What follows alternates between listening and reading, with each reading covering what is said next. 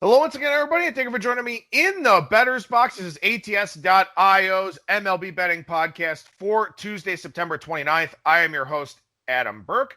Over at ATS.io, we got a lot of great stuff going on here. We'll have a lot of MLB playoff coverage for you to go along with everything that we do in the NFL and college football. Also covering all the top sportsbook promotions out there from places like DraftKings, BetMGM, PointsBet, BetRivers, Play Sugar House, all the different legal U.S. sports books and their great bonus offers available over at ATS.io. So we highly encourage you to check that out. And we encourage you to listen to all of our editions, of ATS Radio. Mondays with Kyle Hunter, Tuesdays the Bettor's Box, and we chat with Brian Blessing about the NFL. We'll also talk Preakness on today's edition of ATS Radio. Thursdays with Brad Powers, Fridays with my Circus Sports Million picks. Lots of great audio content here, as well as video content over on our ATS YouTube page. So plenty of things for you to check out. And again, as I said, very, very busy here at this time of the year over at ATS.io. And we encourage you to check out all of our written content with those picks and predictions, and also lots of industry coverage for the legal U.S. sports betting landscape.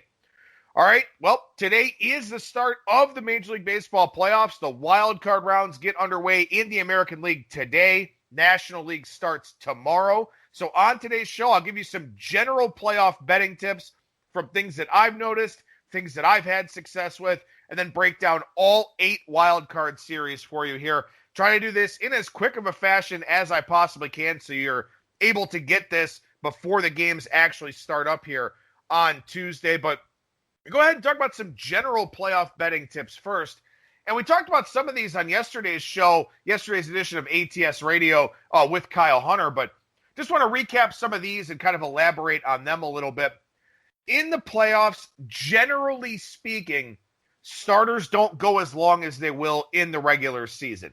Managers are very aggressive, some managers more aggressive than others. They'll be trying to get those guys out before they turn that lineup over for a third time, because the third time through the order is generally when starting pitchers struggle the most. So you absolutely positively have to handicap bullpens and bullpen usage in the playoffs. Now, when you look at the schedule here for the Major League Baseball playoffs, there are very limited days off. You don't have a whole lot of travel days accumulated into the schedule because they're not traveling. You will have teams that go from the wild card round out to their bubble cities. But then after that, everything is pretty straightforward. No days off during the course of a series. So bullpen usage will be very, very important. You will have to monitor when those relievers are being used, because there will be days where some guys are quite frankly unavailable. They will not be used in those games, and that can swing the balance of a handicap, especially if it's one of the premier relievers for a team. So you will absolutely have to watch how these teams are managing their bullpens. Now, in the wild card round specifically, all the games are at the home park of the higher seed. And when you think about the composition of a Major League Baseball roster, you play 81 games at home. So you want your roster tailored to your home ballpark. So there could be an advantage in some of these wild card round scenarios here where these teams are just built for their home parks, and maybe the other team isn't built in that same way. You think about a team like Oakland, for example, they've got a big, spacious ballpark there where the ball generally doesn't carry all that well. Well, that's something that could hurt the Chicago White Sox because their lineup, by and large, is predicated on hitting for power. So that's one example here in this wild card round. You've got an example like, the Indians here. Their offense is not very good, but their pitching staff is very strong. Progressive Field has slanted more towards the pitching side of late. It does slant more towards left-handed hitting, with right field being a little bit more open. And also you got the high wall in left field. It's about half the size of the Green Monster at Fenway Park. So that suppresses right-handed hitting a little bit. So the Indians have a lot of platoons. They use a lot of left-handed bats against right-handed pitchers. So that is something that they've kind of tailored their roster towards their ballpark. Now, it hasn't worked out this season, but with the Yankees coming to town, having a lot of right-handed power, Well, maybe that's something that plays up for the Indians a little bit. The Rays, they're a team that likes to play a lot of lower scoring games, and they can do that at Tropicana Field where offense is really suppressed. I think the Blue Jays need to out-hit the Rays in this series, and that's challenging to do at Tropicana Field. So there are some instances here in this wild card round where I do think the home team does have a park factor advantage. Those are probably built into the line a little bit already, but they are an angle that you can take a look at. And then once we get to the bubble cities, just about all the bubble ballparks are pretty good for pitching. They suppress offense. So that may be something you want to factor into your handicap as we move forward into subsequent rounds here. But also, too, with this weird 60-game schedule of really only playing regional games, some teams will be going a long way, especially for the bubble games out in California and in Texas. So there is that. Teams are traveling a little bit more now. You've got some time zone differences potentially for the first time, stuff like that. So I don't think that's generally an issue for game one as adrenaline kind of carries you through. But game two, game three, a little bit of jet lag, the time change, your sleep habits are kind of thrown off a little bit. Those are things where I think they could have an impact on some of these teams as we go forward here. Overall, though, generally speaking, I think live betting is the way to go in the Major League Baseball playoffs. You get lots of swings in these games. Now, there won't be the crowd advantages, so that'll be a little bit weird either way, and maybe that favors the road team to some degree. But I think live betting really comes into play where some managers are more aggressive than others with their pitching changes.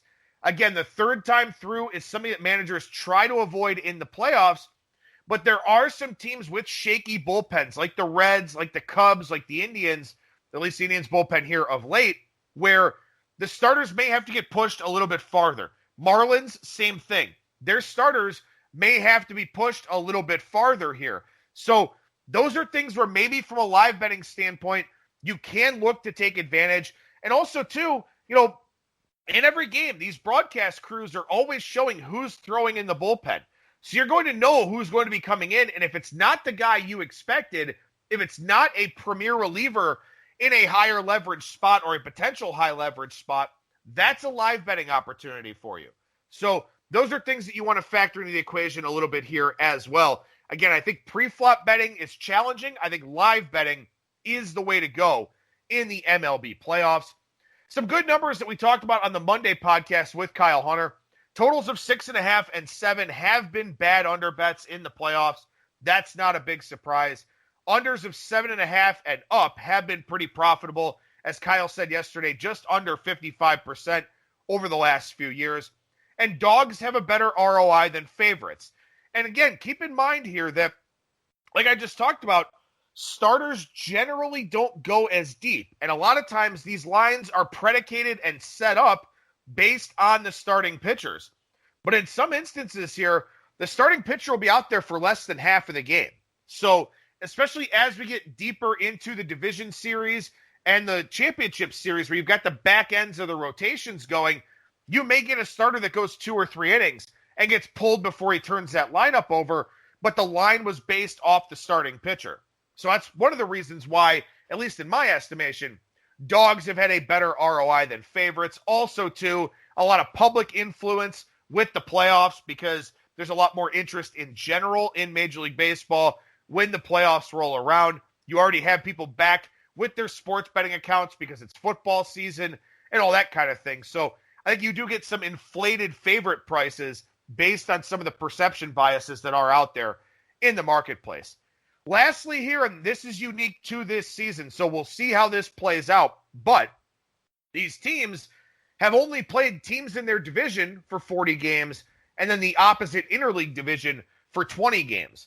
So a lot of these statistics are very, very skewed by playing within the division. So you got to be careful with a lot of the numbers that are out there where, the Indian or the White Sox are a great example. They absolutely pulverized the Royals and the Tigers. They were a sub 500 team by a large margin against teams that were 500 or better. They were 12-20 against teams 500 or better, 23-5 against teams under 500. Well, there are a few teams under 500 in the playoffs this year, But generally speaking, you're playing better teams. So the White Sox were shut down by the better teams that they played and dominated the really bad teams that they played. So that skews their offensive numbers and their offensive profile a little bit. The Astros, same thing, 20-8 at home, 9-23 on the road. But again, they only played the teams that, were in the West. And they were only 4-13 against teams that were 500 or better. Now they face a Twins team that won a pretty competitive AL Central, at least with the top three teams in that division. So keep that in mind. The stats are very, very skewed here this time around. Now, the stats that have a plus next to them, WRC plus, OPS plus, ERA plus, stuff like that, those are stats that are relative to the league average. So they will take into account the quality of competition and kind of adjust those numbers a little bit. So maybe those are the stats that you do want to take a look at here for the playoffs. All right, so the AL wildcard starts today. NL wildcard starts tomorrow. I will give you series prices from BetMGM Sportsbook. Shop around for the best prices on these. As always, whether that's DraftKings, PointsBet, FanDuel, William Hill, whatever the case may be, shop around for the best prices with these series odds. We start with the first game today. That is Astros and Twins. Astros $1.35 underdog. Twins in the minus 165 range here. And as I just said, the Astros, sub 500 team at 29-31, but they did have a positive run differential for the season. So they did underachieve a little bit relative to their Pythagorean win-loss expectation. But again, they were 4-13 against teams 500 or better. Now, I will say that the Astros have a second lease on life here. Once the playoffs got expanded, they knew that they were probably going to make it. 8 teams in each league. They weren't going to finish behind the Angels, the Rangers, or the Mariners in the AL West. And the top 2 from each division did get in. So, with that in mind, the Astros had a lot of injuries during the year. They looked at and evaluated a lot of different guys. They have a new lease on life here, and I don't think that they're as dead and buried of a team as people seem to think. Now, again, they were 20-8 at home, 9-23 on the road, so they did have some issues there. 10-14 in one-run games, 2-7 in extra inning games, and this was a bullpen that had problems throughout the year. They had a lot of injuries, to say the least. Dusty Baker, generally not regarded as a great in-game manager, so there is that to factor into the equation as well here. Looks like probably Zach Greinke, Framber Valdez, Lance McCullers will be the starting 3 for the Astros here in this series if Game 3 is necessary. But I look at this Astros team, and I'm not going to say they were lying in the weeds because they do have problems and they did have a lot of injuries. But like I said, they knew they were making the playoffs. And now maybe they can flip that switch. They are a team with a track record. They are a team that could be capable of doing that. They just didn't have a lot of interest in the regular season. They did what they had to do. Now, with that being said, they were awful offensively down the stretch. So I don't know if they can flip that switch, especially against a pretty good Twins pitching staff. But, again, I don't think the Astros are as bad as this full body of work would suggest. Now, the Twins did win the AL Central, 18-12 against 500 or better teams. Looks like Kenta Maeda, Jose Barrios, Michael Pineda will be the 3 for the Twins here. And after Maeda, it's not all that impressive. So I do think the Astros offense is relatively live in this series.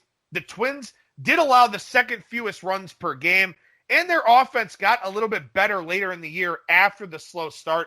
I think this is a series where you wonder about the baseball. You wonder about, if Major League Baseball brings back the spring-loaded ball for the playoffs to give them a little bit more interest, a little bit more excitement, a little bit more offense. We don't really know. The ball has been different seemingly on a week-by-week basis based on some of the drag statistics and other things that people have come up with. So I do wonder what the baseball looks like here in the playoffs. Last year it was a pretty dead baseball in the postseason. We'll see how that goes.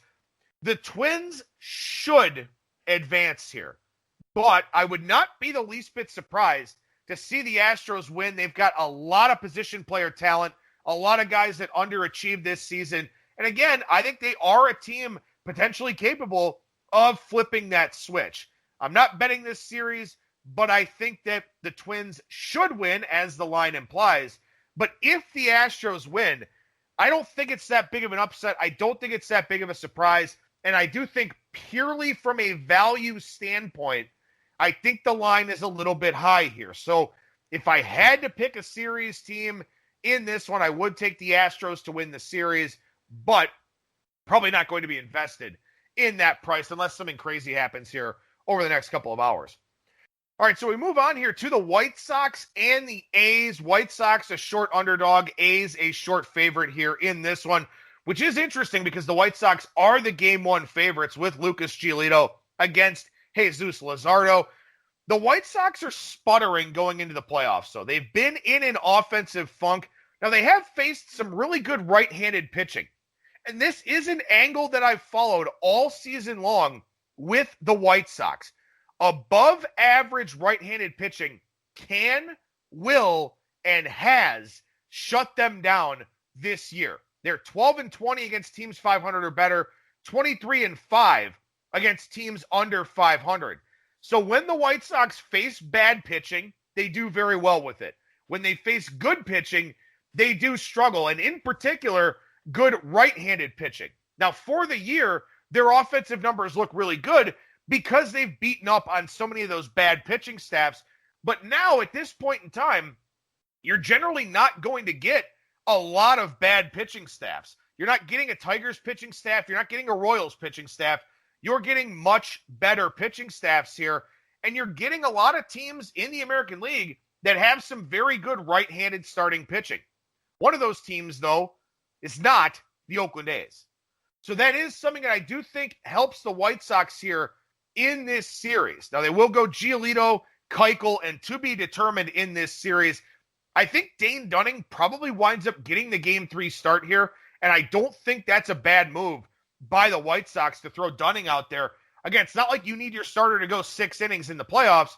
You're going to put it on the shoulders of your bullpen more often than not.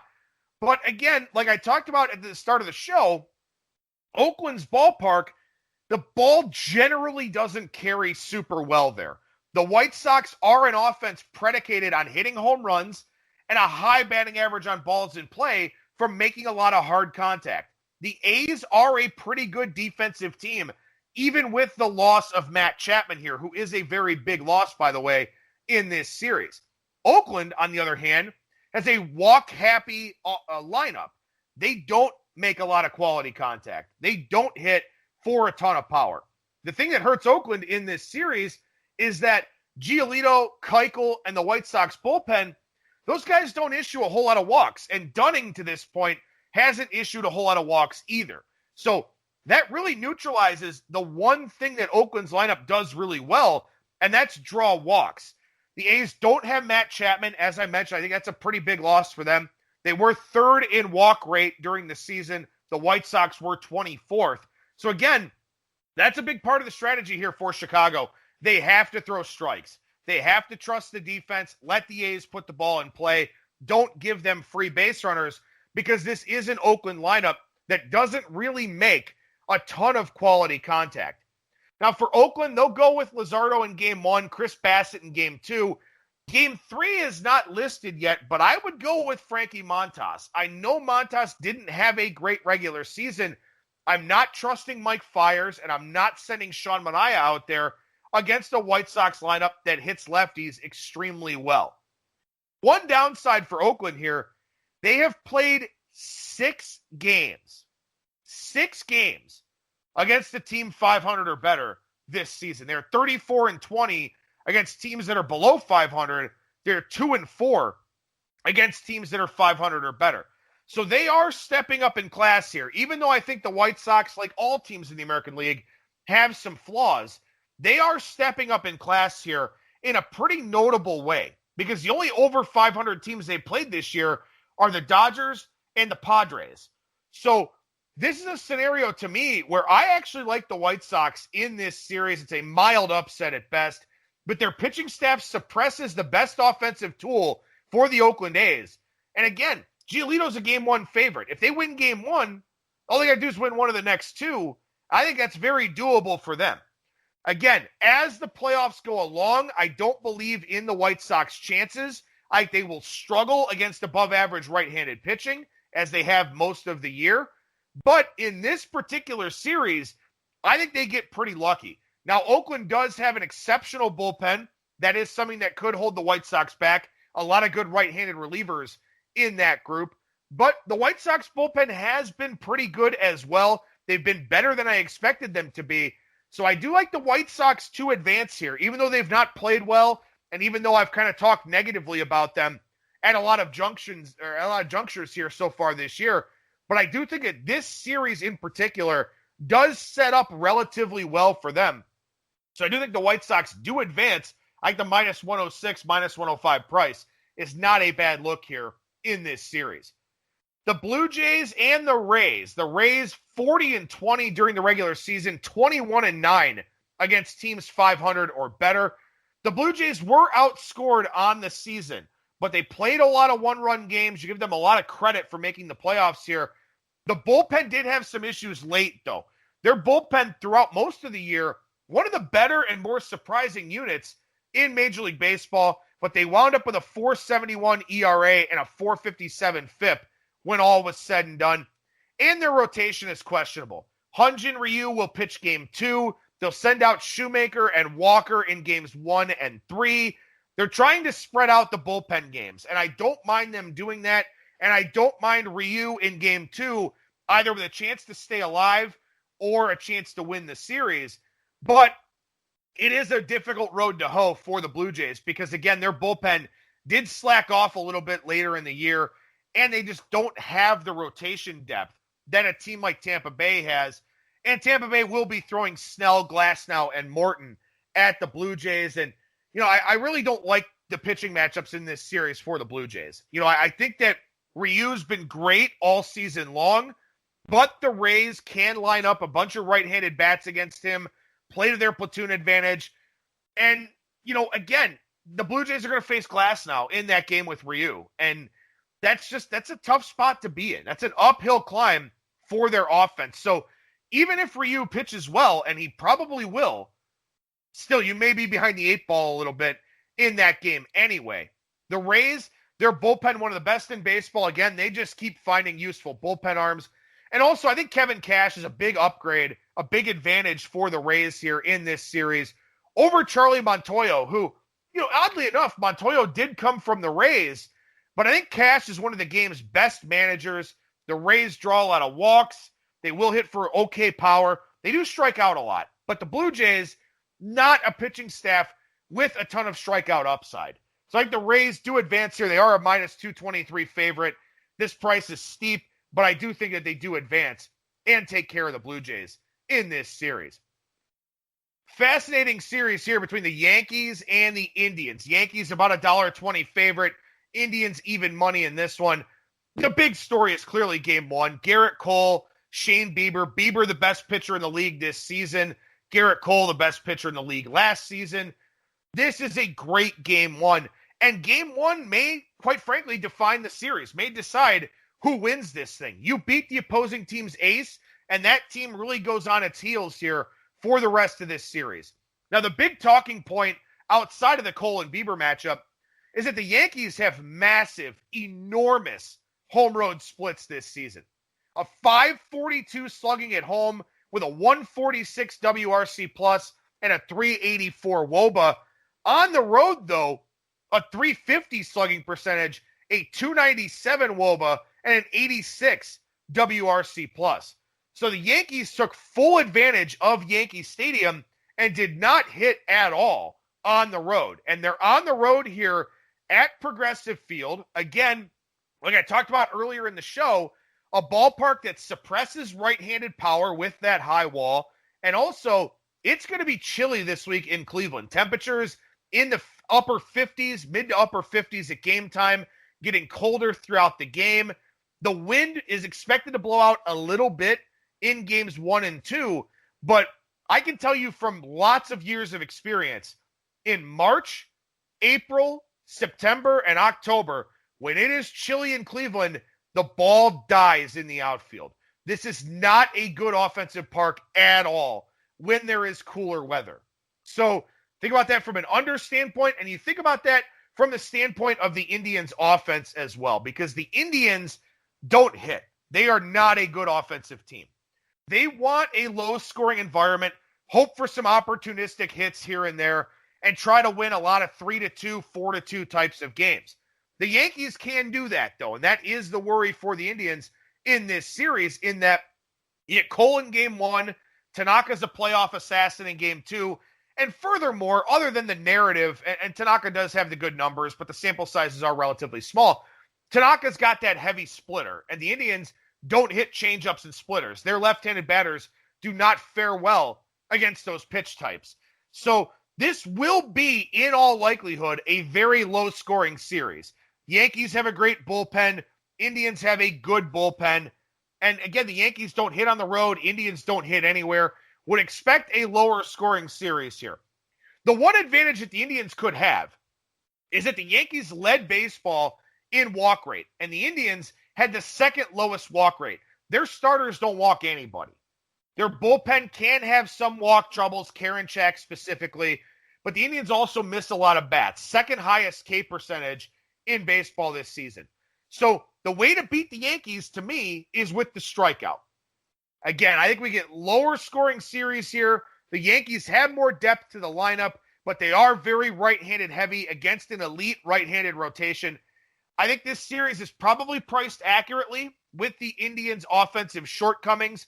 It was minus 130, minus 135, and I thought that was too high.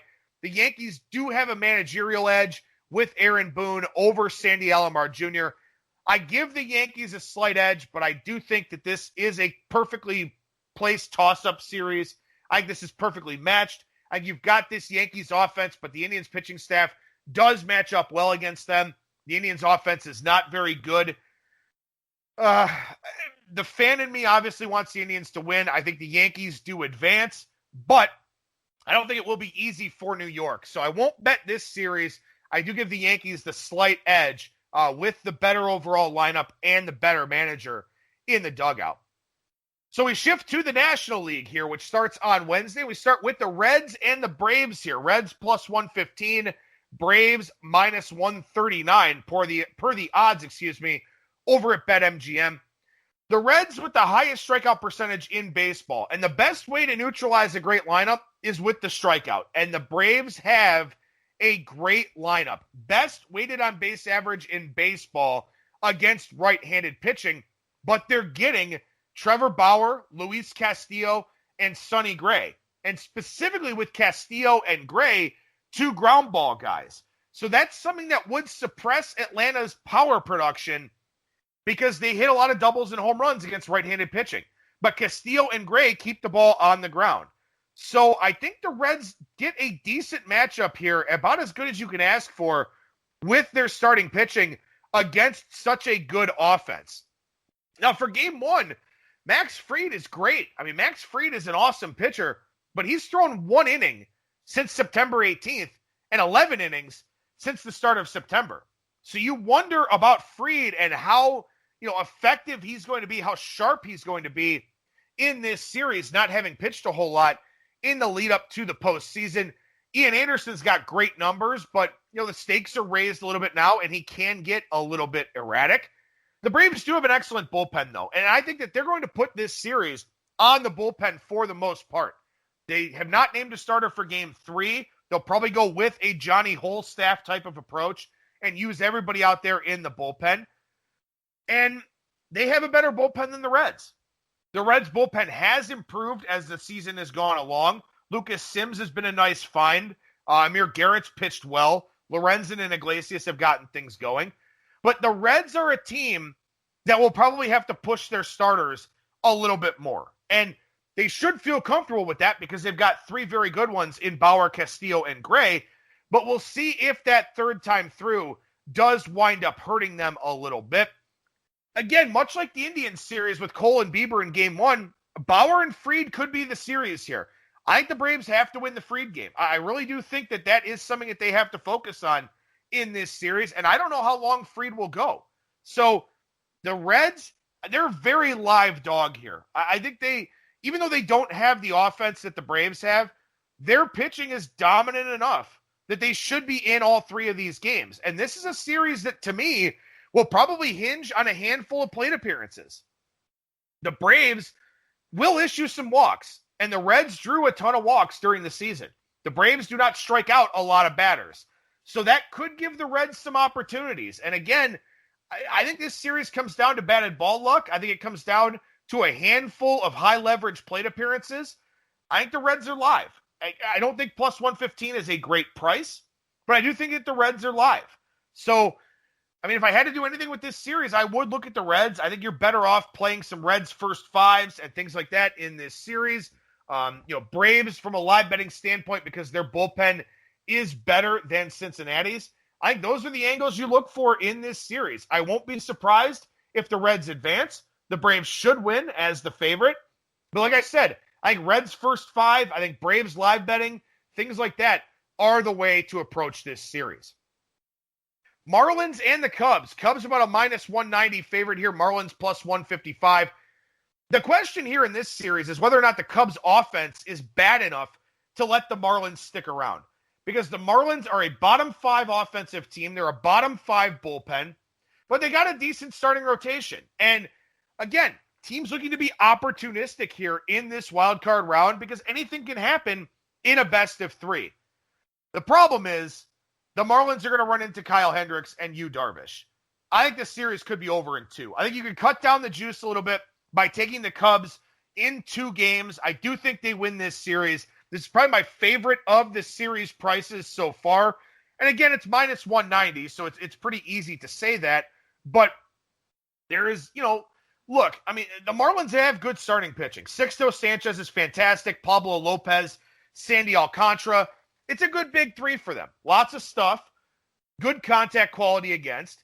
But you wonder about the walk rates. And like I said, this bullpen is bad, and this lineup is a bottom 5 unit. And you get Kyle Hendricks and Yu Darvish. If I'm the Cubs, I don't want a third game. I don't want to have to make the decision of Alec Mills or John Lester or a bullpen game or something like that. The Marlins do have a top 10 offense against left-handed pitching. So there is that. So I think if this gets to a game 3, we do see Alec Mills get the nod over John Lester.